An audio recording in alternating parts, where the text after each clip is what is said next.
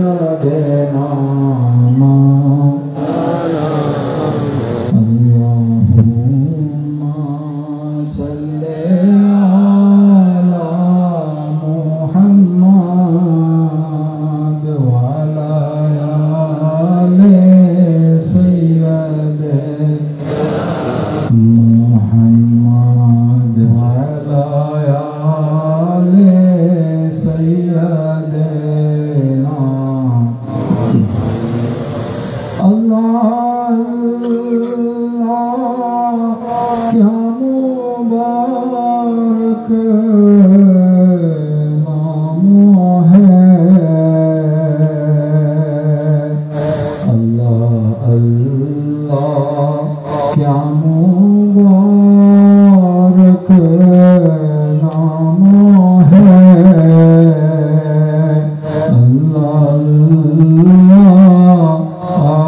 عاشقوں کا کام ہے اللہم صلی علی محمد وعلی آل محمد وعلی آل سیدنا کہاں ہو یا رسول اللہ کہاں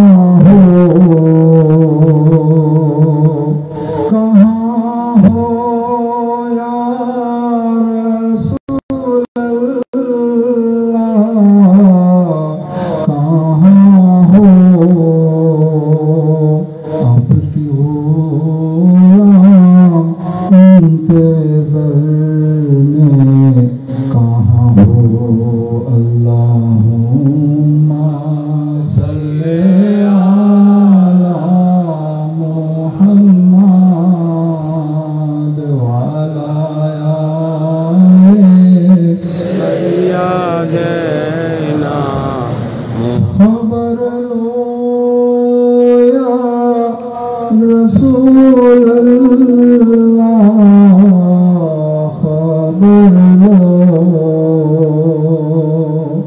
خبر لو یا رسول اللہ خبر لو یا حبیب اللہ خبر لو اللہم صلی علی محمد وعلی آل سیدنا محمد مصطفیٰ جانے خدا کو محمد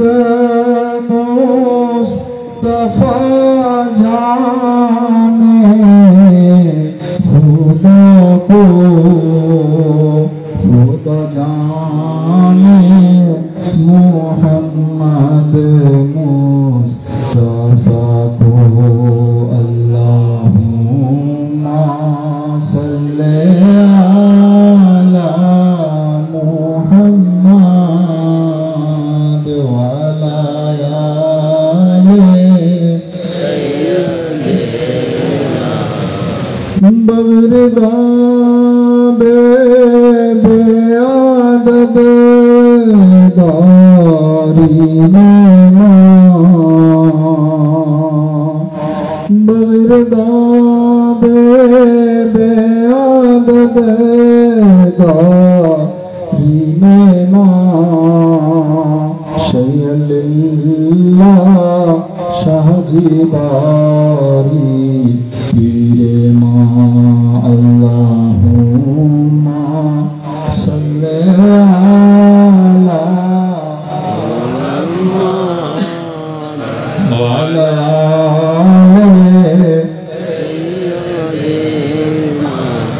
زرحمت کن نظر برحال زارم یا رسول اللہ زرحمت کن نظر برحال زارم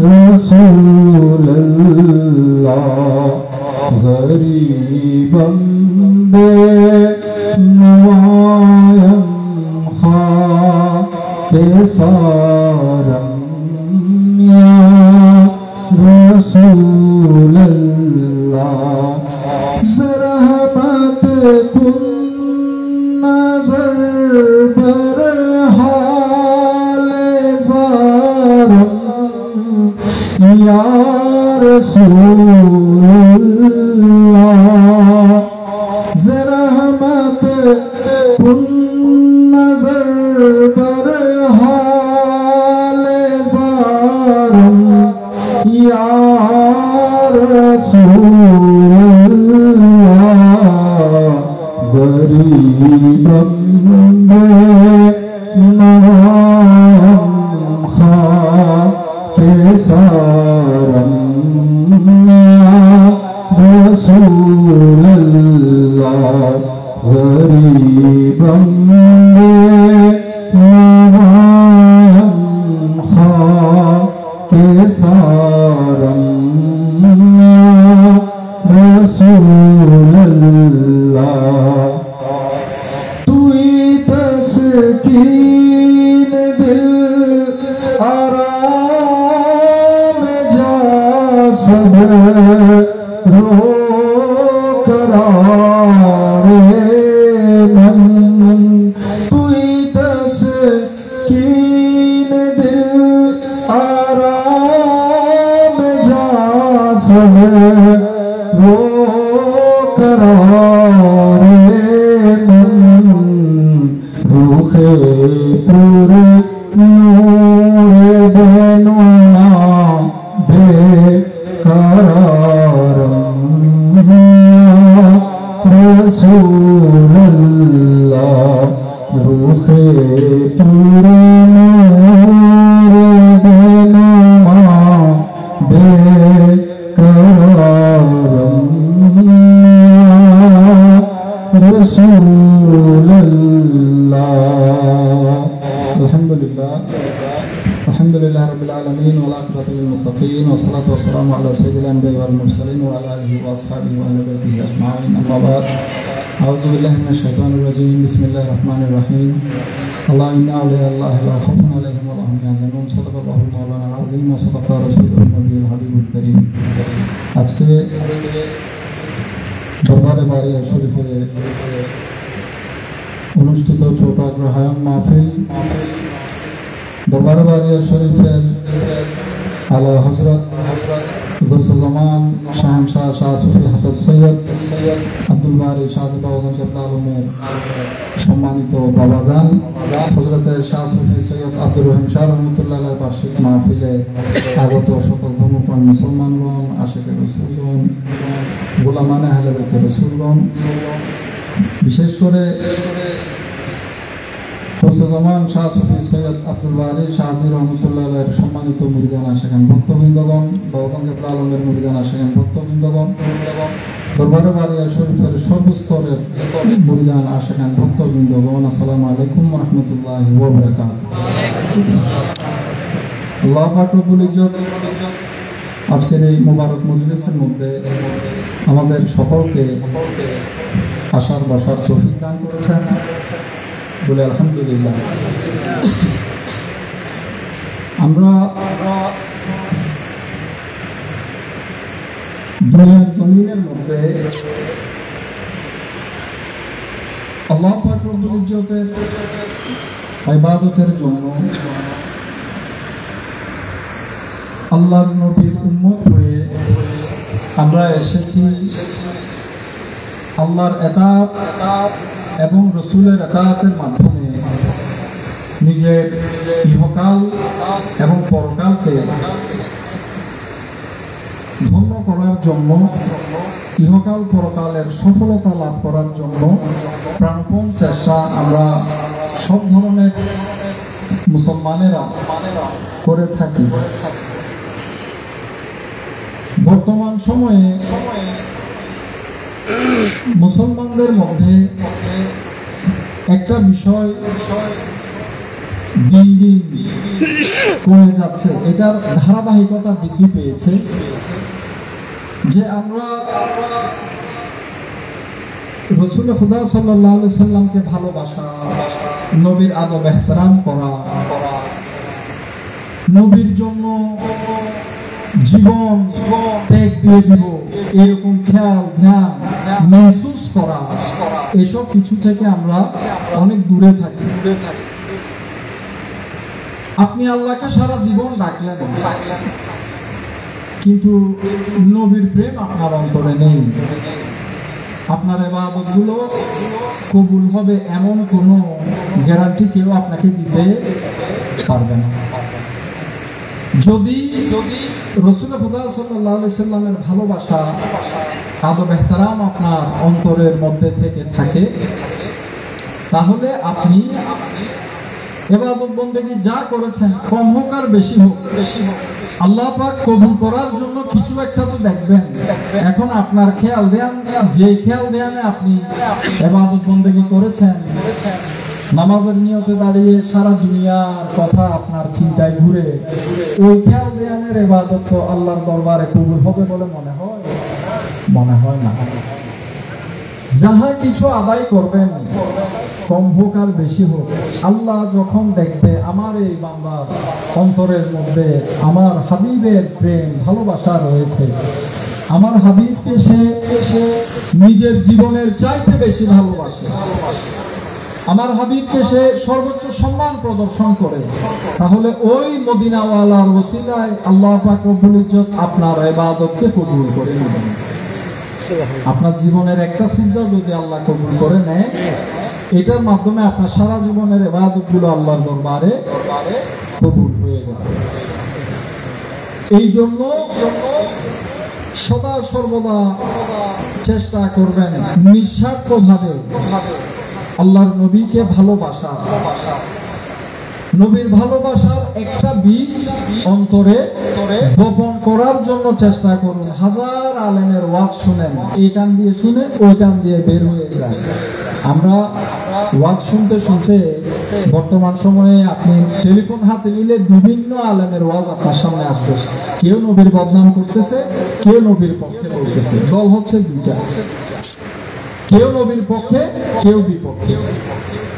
যারা সবসময় তকরীরের মধ্যে বলে বেড়ায় নবী এটা জানে না, নবীর এটা নাই, নবীর ওইটা নাই, নবীর যত দোষ, নবীর যত কমি, এগুলো খুঁজে খুঁজে আপনার সামনে আমার সামনে উপস্থাপন করছে, তাহলে ওই মানুষটা ওই তকরীরটা করার আগে সে কিতাব দেখেছে, এটা ঠিক, কিন্তু নবীর দোষ খোঁজার জন্য, আর ওই মানুষটা, ওই বক্তাটা যে 5 জন নিয়ে ওয়াজ করলো, 10 জন 50 জন সামনে লোক নিয়ে ওয়াজ করলো, কিন্তু নবীর পক্ষে করলো, সেও দেখেছে। কেন? নবীর প্রেম ভালোবাসা যেন আল্লাহর বান্দাদের অন্তরে তারা ধারণ করতে পারে, ওই মাফিক কথাবার্তা বলার জন্য সে কিতাব দেখেছে। তাহলে স্টাডি যখন করছিল, একজন নবীর দোষ খুঁজেছে, একজন নবীর পক্ষে দলিল খুঁজতেছে। উত্তম কে? দুজনের মধ্যে উত্তম কে? যে মানুষটা নবীর পক্ষে আছে। তো শুরুতেই তো বোঝা গেল, প্রত্যেকটা তকরীরের মধ্যে যখন দেখা গেল নবীর বিরোধিতা, এটা কি ইমানদারের কাজ হতে পারে? কখনো হতে পারে না। আপনি হয়তো বড়াই করতে পারবেন, আপনি গলাবাজি করতে পারবেন, কিন্তু মরতে একদিন হবে। ওই জগতে যখন পদার্পণ করবেন, তখন আপনি বাঁচার জন্য, নিজেকে রক্ষা করার জন্য তখন আর কোনো উপায় থাকবে না। নবী আমাদের পরম বন্ধু, নবী আমাদের আপনজন। পরম বন্ধু বলতে আবার আপনার ক্লাস ঠিক মনে করিয়েন না। এখন তো আবার অনেকে বড় ভাই বলে, অনেকে এটা সেটা বলে, এরকম মনে করবেন না। নবী হচ্ছেন মুনিব, আমরা সবাই গোলাম। মুনিবের খেয়াল, মুনিবের ধ্যান, শুধু নামে মুসলমান হলে হবে না। মুনিবের খেয়াল ধ্যান যখন আপনার মধ্যে আসবে, আপনি যখন কল্পনা করবেন যে আপনি জীবনে কোনো একটা বার আল্লাহ যদি আপনাকে দয়া করে আপনি আল্লাহর নবীর সেই সবুজ গম্বুজ মুবারকের সামনে গিয়ে দাঁড়িয়ে নবীকে সালাম দিলেন, এটা আপনি কল্পনা করছেন। যদি আপনি আশেক হন, যদি আপনার অন্তরে ঈমানে কোনো বিন্দু পরিমাণ কিছু থেকে থাকে, আপনি যদি নবীকে জানের চাইতে বেশি ভালোবেসে থাকেন, তাহলে মনে রাখবেন ওই সোনার মদিনার ছবি যখন দেখবেন, গম্বুজ মুবারকের ছবি যখন দেখবেন, আপনার একাগ্র চিত্তে আপনি যখন নবীকে খেয়াল করবেন, আপনার দুই চোখ দিয়ে পানি চলে আসবে। যদি চোখ দিয়ে পানি না আসে তাহলে বুঝে নিবেন নিজের মধ্যে এখনো কমি আছে। এখন তো হাজার হাজার মানুষ, লক্ষ লক্ষ মানুষ উমরায় যাচ্ছে, হজে যাচ্ছে, মদিনা পাকে জিয়ারত এমন ভাবে করে, নামাজ এমন ভাবে পড়তেছে, এমন ভাবে হাঁটাচলা করতেছে, খুব স্বাভাবিক, খুব বেশি স্বাভাবিক। গরিব ভালো, ধনী ভালো। গরিবের মনে প্রেম থাকে, গরিবের মনে ভক্তি থাকে। কেন? গরিবের থেকে কিছু নাই আমি তো করার মতো, এই জন্য গরিবেরা হাসরের মাঠেও ধনীদের আগে জান্নাতে যাবে। হিসাব নিকাশ কম, হিসাব নিকাশ কম তাদের।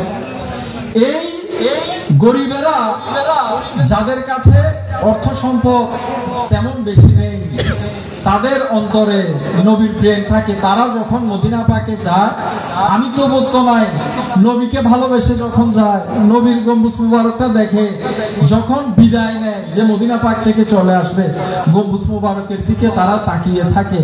কান্না করতে হয় না, চোখ দিয়ে নিজে নিজে পানি পড়তে থাকে। এটা হচ্ছে আশেকের লক্ষণ। এখন বলতে গেলে তো আসলে অনেক কথা। আশেক হওয়ার জন্য চেষ্টা করেন। জীবনে যেসব সময়গুলো চলে গিয়েছে সেগুলোর জন্য আফসোস করবেন না। সেগুলো চলে গেছে, এখন আর আফসোস করারও সময় নেই। বাদ বাকি যে সময়টুকু আছে সেই সময়টুকুকে কাজে লাগানোর জন্য চেষ্টা করেন। অন্যথায় যা আছে এগুলোও যাবে, এগুলোরও কোনো কিছু আপনি হিসাব মিলাতে পারবেন না। আমরা সাহাবায়ে কেরাম থেকে এত ওয়াজ শোনার পরেও আমরা একটা জিনিস খেয়াল করতে পারি না, সাহাবায়ে কেরাম প্রত্যেকটা জিনিসের মধ্যে প্রায়োরিটি দিয়েছেন নবীকে। নবীকে সবকিছুর আগে রেখেছেন নবীকে। নবী যদি বলে যে এখন রাত, তারা বলতেছে এখন রাত। নবী যদি বলে যে এখন দিন, তারা বলতেছে এখন দিন। এইটাকে বলা হয়েছে ঈমান। আল্লাহ তো আপনার থেকে পরীক্ষাও করতে পারে। কেবলা নিয়ে পরীক্ষা করে নাই?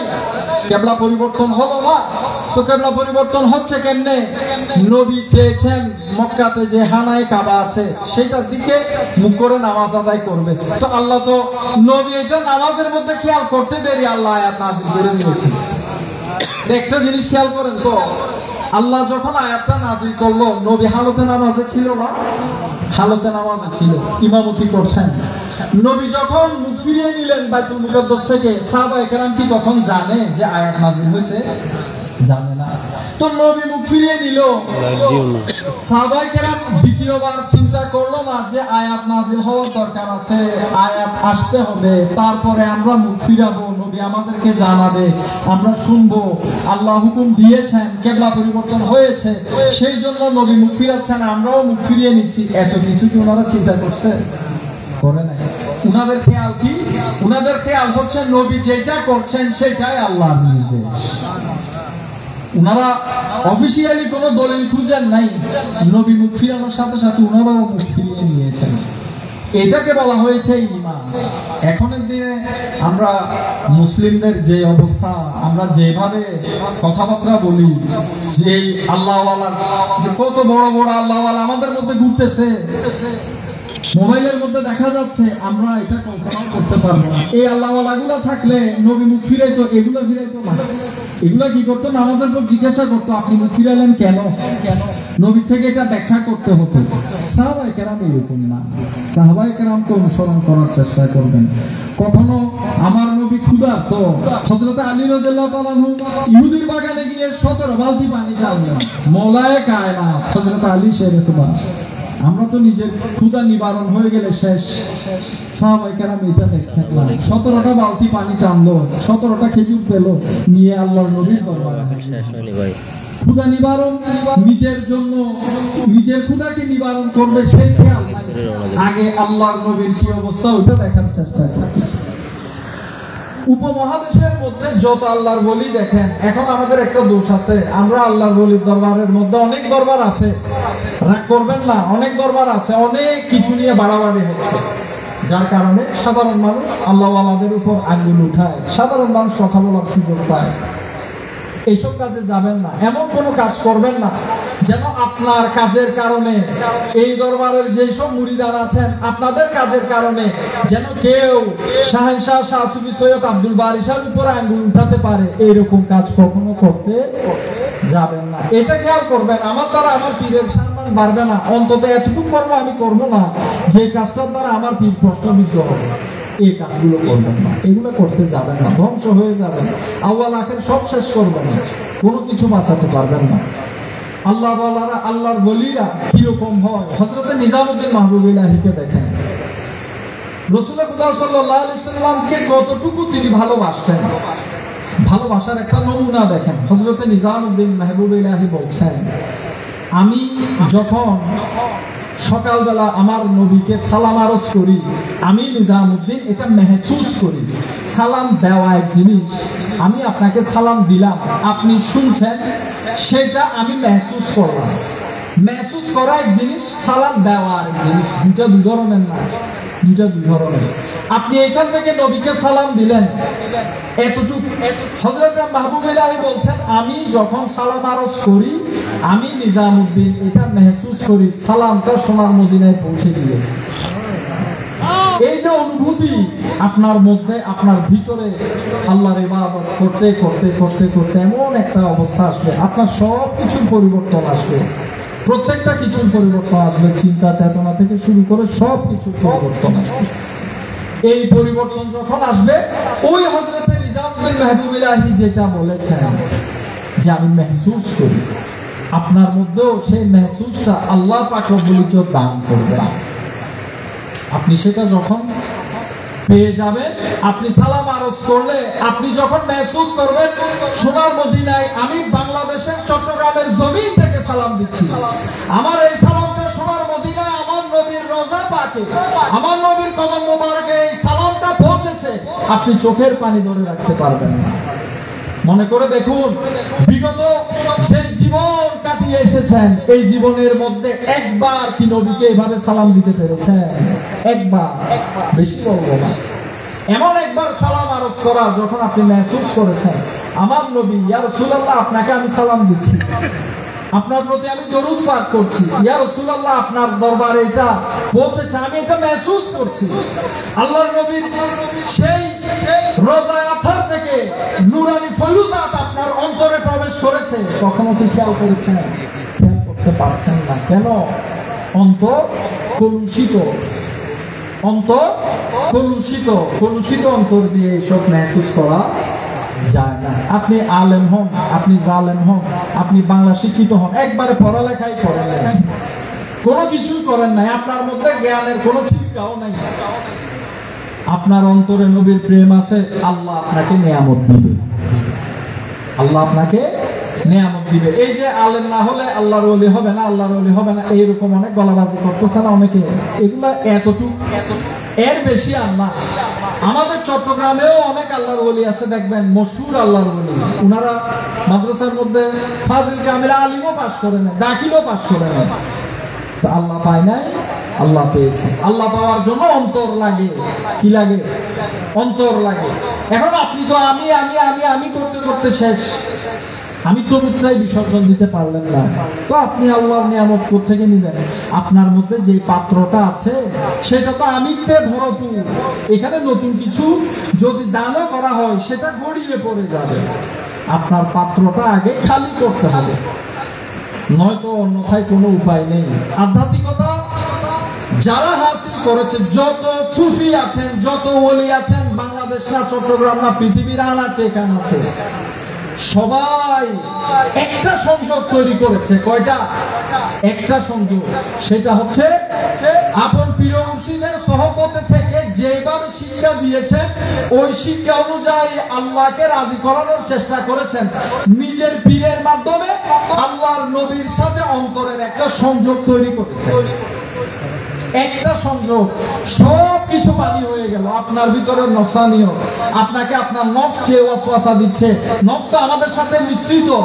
আপনি তো এটাকে আলাদা করতে পারবেন না, এটাকে আপনি মেরে ফেলতে পারছেন না। আপনি এটাকে পরিবর্তন করবেন, এটার কোয়ালিফিকেশন চেঞ্জ করবেন। তো কোয়ালিফিকেশন কিভাবে চেঞ্জ হবে? আল্লাহর ইবাদতের মাধ্যমে।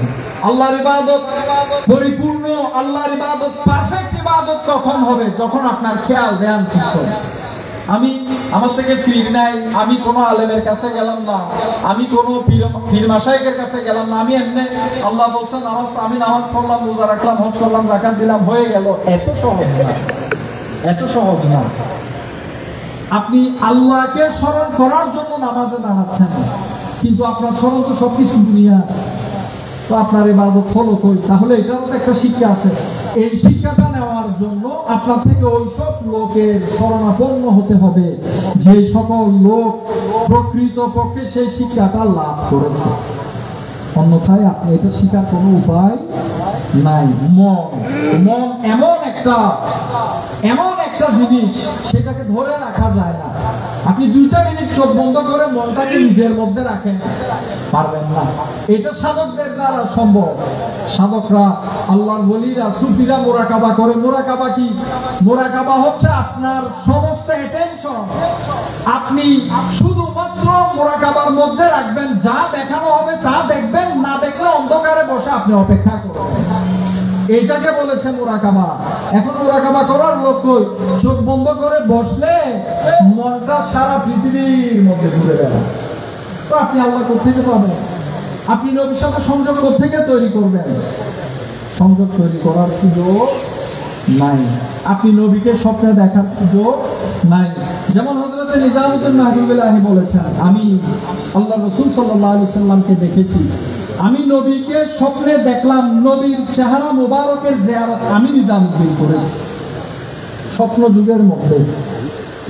যুগের মধ্যে আল্লাহর নবী বলছেন, যে আমাকে স্বপ্নে দেখবে সে আমাকেই দেখেছে, শয়তান আমার উদ্ধারণ করতে পারে না। বুখারী শরীফ, মুসলিম শরীফের মধ্যে এই হাদিস আছে।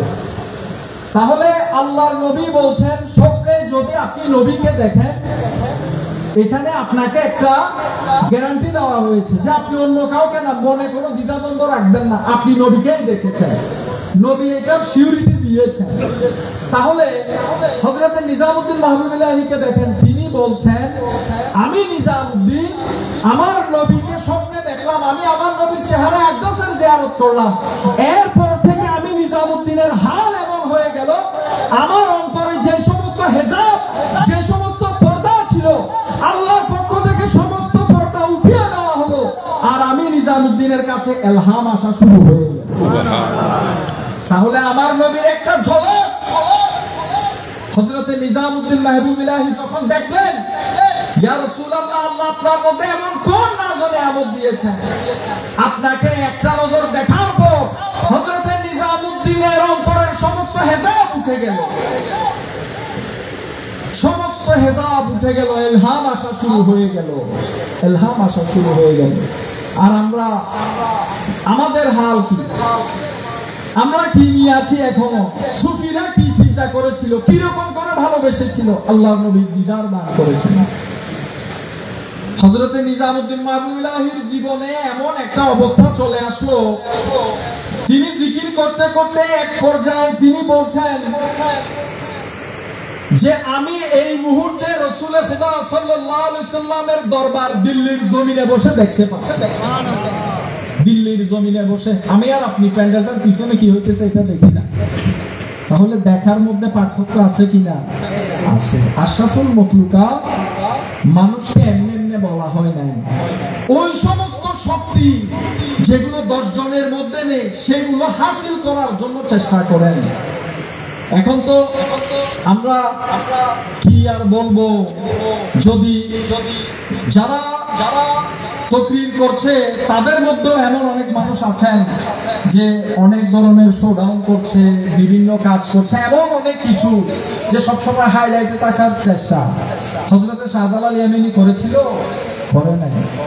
অন্যান্য দরবারের শাইখরা করেছিল, করে নাই। বাবা বারিশা কি জায়গায় জায়গায় গিয়ে ঘন্টার পর ঘন্টা ওয়াজ করেছিল, করে নাই।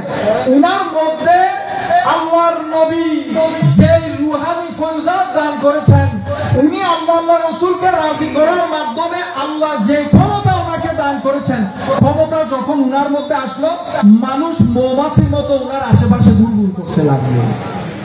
এইটাকে বলা হয়েছে ফকিরি। এখন তো ফকিরি ঘরানার লোকেরা বক্তা শাস্ত্রে বসে থাকে, আবার বক্তারা আলেম শাস্ত্রে বসে থাকে। প্রকৃত আলেমের দাম বর্তমান প্রচলিত সমাজে যেগুলো জেনুইন আলেম, আমরা তো এমনি কথা বলি, আমরা কি জেনুইন আলেম? না। জেনুইন আলেম যারা, তাদেরকে দেখবেন পুরো মাহফিলের সিজনে 10টা মাহফিলও নাই, মূল্য নাই। যারা প্রকৃত আলেম, মূল্য নাই। এখন আলেম থেকে বক্তা আলাদা হলো। এখন আপনারা এই যে এইসব ফজবরল পরিস্থিতির মধ্যে পড়ে গেলেন, এই পরিস্থিতিতে আপনারা কখন কে কাকে দাওয়াত দিবেন, কখন কাকে নিয়ে যাবেন, এটা করবেন সেটা করবেন, কোনটা বক্তা কোনটা আলেম এটাও চিনতেছেন না, কোনটা পীর মাসায়, কোনটার মধ্যে ভেজাল আছে, কোনটা সত্য এটাও বুঝতেছেন না। এই হজবরলের মধ্যে জীবনের মূল্যবান সময়গুলো কাটিয়ে ফেলতেছেন। শেষ পর্যন্ত এসে দেখতেছেন নিজের পাত্রটা খালি। এই যে সব কিছু করতেছেন একটা মুহূর্তের জন্য, এই মুহূর্তে যারা আছেন চিন্তা করে দেখেন তো, মনে করেন এইটা আপনার জীবনের শেষ লম্হা, এইটা আপনার জীবনের শেষ মুহূর্ত। মনে করেন এখন আপনার জীবনের শেষ মুহূর্ত, আপনি কোন জিনিসটা নিয়ে আপনি দুনিয়া ছেড়ে যাবেন, এমন কোন অর্জনটা আপনার মধ্যে আছে, কোন অর্জনটা আপনার মধ্যে আছে সেটা আপনি এই মুহূর্তে খেয়াল করেন, দেখবেন অন্ধকার ছাড়া কিছু নাই। এই জন্য বলি এসব বাদ দেন, এগুলো থেকে বের হয়ে আসেন। যদি নিজেকে অন্তত নিজেকে বাঁচাতে চান, তাহলে আল্লাহ রাসূলকে ভালোবাসেন নিঃস্বার্থভাবে। সত্যিকার একজন ওলি যিনাকে ধরেছেন, উনার দামান ধরে মওত পর্যন্ত চলার চেষ্টা করেন। হাজারো ঝড় তুফান আসবে, আপনাকে যেন নাড়াতে না পারে, এইরকম শক্ত মজবুত হয়ে গেড়ে যায়, তাহলে হয়তো বা কিছু পাবেন, হয়তো অন্যথায় কোনো রাস্তা নাই। যখন পীর মুর্শিদের সাথে লাগবেন, সংস্রবে যাবেন, যদি তিনি হক হয়, আসা যাওয়া করছেন, উনাকে দেখছেন, একজন আল্লাহর ওলির সামনে বসলে যেমন হযরতে শাহজিবারির অনেক মুরিদানরা বলেন, অনেক মুরিদানকে আমি নিজেও শুনেছি, আমাদের অন্যান্য ভাইয়েরাও শুনেছেন, দরবারের ভক্ত মুরিদানরাও বলতে পারবেন যে বাবার সামনে গিয়ে মনের অনেক কষ্ট বলার জন্য আমরা যেতাম, যে মাত্র উনার সামনে আমরা বসতাম, মুহূর্তের মধ্যে সবকিছু ভুলে যেতাম, মুহূর্তের মধ্যে সবকিছু ভুলে যেতাম। এক দুইটা কথা বললে বললো, না বললে নাই, সালাম করে বের হয়ে আসছে, বলার আর সুযোগ হয় না। এটা কেন? উনাদের সামনে যখন বসা হয়, আল্লাহর ওলিরা হচ্ছে বিশাল বড় একটা চুম্বক, উনাদের আকর্ষণ শক্তি আছে। আমি আর আপনার মধ্যে এটা নাই, উনাদের থেকে এটা আছে। আপনি যখন উনার সামনে বসেছেন, আপনার মনের লাগাম তিনি টেনে ধরে রেখেছেন, আপনি অন্য কিছু চিন্তা করার সুযোগ পাচ্ছেন না, আপনার মনের লাগামটা ওনার হাতে নিয়ে ফেলেছে। যখন একটা বিশাল চুম্বক একটা ক্ষুদ্র চুম্বককে যখন টান দেয়, সামনে যখন থাকে, ক্ষুদ্র চুম্বকটা বিশাল চুম্বকের আকর্ষণ শক্তির সামনে আর কোনো কিছু করা থাকে না, ওইটা টান দিলে তার থেকে চলে যেতে হয়। তো ঠিক তদ্রূপ আল্লাহর ওলিদের সামনে যখন যাবেন, আল্লাহর ওলিদের সামনে যখন আপনি বসবেন, তখন ওই বিশাল চুম্বকের সামনে যখন আপনি বসলেন, যেখানে উনার সমস্ত লতিফাগুলা, উনার শরীরের প্রত্যেকটা পশম আল্লাহর জিকিরে নিমজ্জিত, ওই ওলির সামনে যখন বসলেন, অটোমেটিক্যালি আপনার অন্তরের খারাপই চলে যেতে শুরু করে, পরিবর্তন হয়, সব কিছুর একটা পরিবর্তন আসে। এই জন্য আল্লাহর ওলিদেরকে হক আল্লাহর ওলি চিনে জেনে বুঝে উনাদের সাথে থাকবেন। আল্লাহর নবীর সাথে যদি একটা সংযোগ তৈরি করতে পারেন, আল্লাহর নবী অগ্রিম অনেক নিয়ামত দান করেন। এখনো আল্লাহর নবী আপনাকে বলে দিবে, কোন একটা বিষয়ে কথা বলে দিবে, আপনাকে দিদার দান করবে, আপনাকে এত নাজু নিয়ামত দিবে, এগুলা ওই রাস্তায় যারা গিয়েছে তাদের থেকে শুনবেন, তারা জানে। এগুলা মানুষ কেউ কাউকে বলে বেড়ায় না। যেমন হযরতে উসমান গনি জিন্নুরাইন রাদিয়াল্লাহু তাআলা তিনি যখন শাহাদাত বরণ করেন, আপনারা ইতিহাস দেখলে জানবেন যে তখন বিদ্রোহ হয়েছিল। এই বিদ্রোহের সময় এমন গন্ডগোল হয়েছিল যে হযরত উসমান গনি জিন্নুরাইনের ঘরের মধ্যে পানি, খাবার প্রবেশ করতে দিচ্ছিল না। বাগাওয়াতকারীরা পানি নিয়ে যেতে দিচ্ছিল না। তো পানি ছাড়া কি মানুষ বাঁচে? পানি ছাড়া বাঁচে না। পানি বন্ধ করে দিল যেন উনার ঘরে কোনো পানি প্রবেশ করানো না হয়।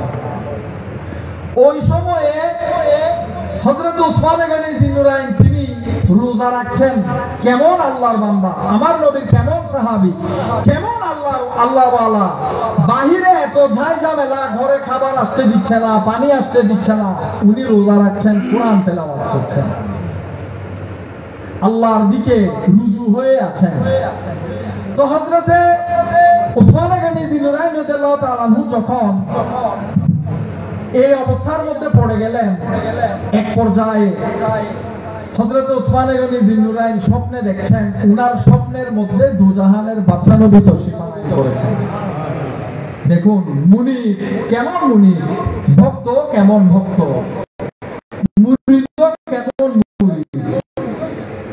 হযরত উসমান গনি জিন্নুরাইন আমার নবী স্বপ্নের মধ্যে বলছে, হে উসমান, তুমি উসমান যদি চাও তাহলে এই বাগাওয়াতকারীদের ষড়যন্ত্র থেকে, এই ঝামেলা থেকে আমি তোমাকে বাঁচাবো, তোমাকে আমি জয়ী করব।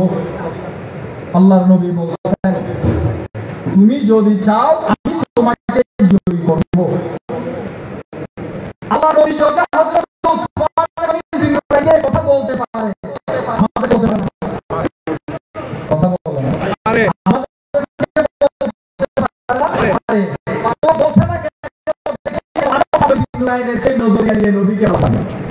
কমিটা এই জায়গায় নবী দিচ্ছে না তার মানে নবী দিতে পারে না তা না।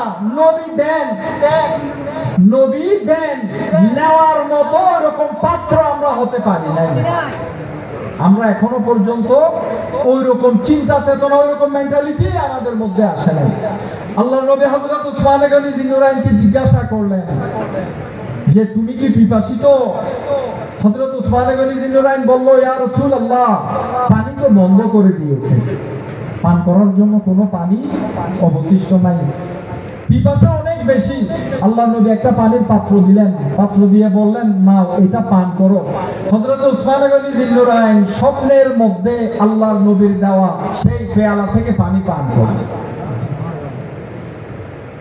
হযরতে উসমান গনি জিন্নুরাইন পানি পান করলো।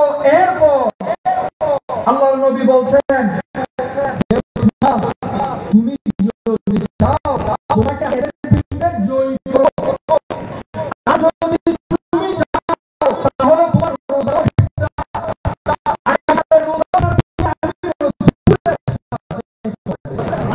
আমি রাসূলের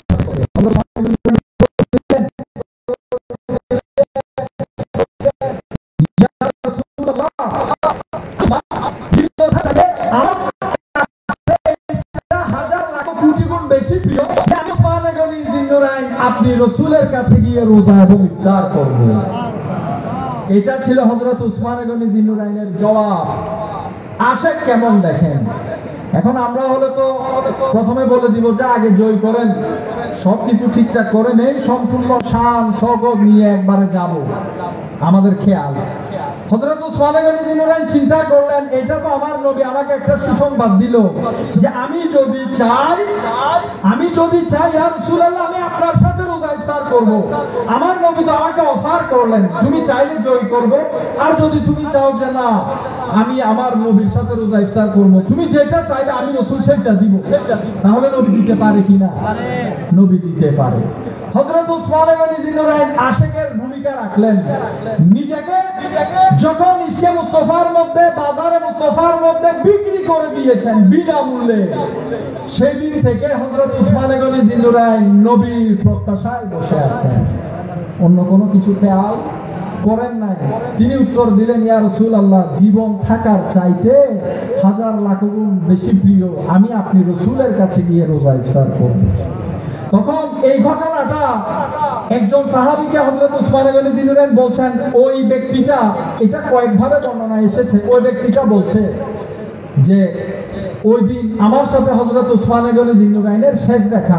তো ঘটনা বর্ণনা করতে গিয়ে তিনি বলেন যে উসমান গনি জিন্নুরাইন আমাকে বলেছে যে নবী স্বপ্নে উনাকে যে পানি পান করিয়েছেন, উসমান গনি জিন্নুরাইন ওই ব্যক্তিকে, ওই সাহাবীকে বলছে যে আমি স্বপ্নের মধ্যে যে পানি পান করেছিলাম সেই পানির শীতলতা এখনো ঘুম থেকে ওঠার পরও আমার সিনায় দুই কাঁধের মাঝখানে আমি মেহসুস করতে পারছি, আমি মেহসুস করতে পারছি।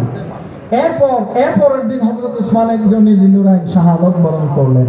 তাহলে চিন্তা করে দেখুন, নবীকে যে স্বপ্নে দেখলো, নবীকে স্বপ্নে কখন দেখলো, তাহলে বোঝা গেল হযরত উসমান গনি জিন্নুরাইনের মনটা রাসূলুল্লাহ সাল্লাল্লাহু আলাইহি সাল্লামের নিকট পড়েছিল।